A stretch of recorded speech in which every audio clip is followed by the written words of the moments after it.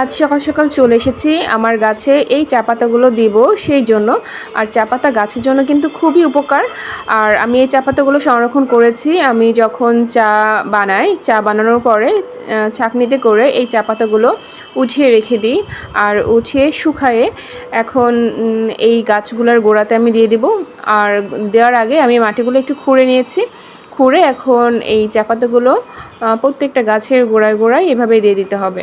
এতে করে গাছের গ্রোথ কিন্তু অনেক ভালো হবে এবং গাছের যথেষ্ট পরিমাণে খাদ্য এই চা পাতা থেকে সে সংরক্ষণ করবে।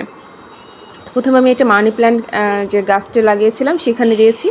তারপর আমি এখানে দিচ্ছি আমার বালতির মধ্যে উস্তা গাছ লাগানো আছে, সেই উস্তা গাছের মাটিতে আমি একটু এভাবে মাটিগুলো একটু খুঁড়ে নিয়ে সেই চা পাতাগুলো হাত দিয়ে একটু মাটির সাথে মিশিয়ে দিচ্ছি। আর ওই পাশে যে বালতিটা আছে ওটাই দেওয়ার প্রয়োজন নয়, ওটা কিছুদিন আগে আমি কিছু সার দিয়েছিলাম। আর এখানে একটা ফুল গাছ আছে, সেই ফুল গাছের গোড়াতেও আমি এভাবে চা পাতা ছিটিয়ে দিব।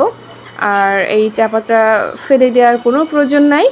যারা এভাবে ছোট ছোট গাছ লাগাতে পছন্দ করেন ব্যালকনিতে, তারা এভাবে চা পাতাগুলো সংরক্ষণ করে শুকায়ে তারপরে গাছের গোড়াতে দিবেন। এতে করে গাছের অনেক গ্রোথ ভালো হবে।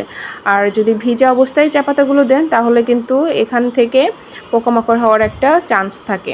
তো যখনই চা পাতা দিবেন তখন চা পাতাটা শুকায়ে তারপরে এভাবে গাছের গোড়াতে মাটির সাথে মিশিয়ে দিবেন।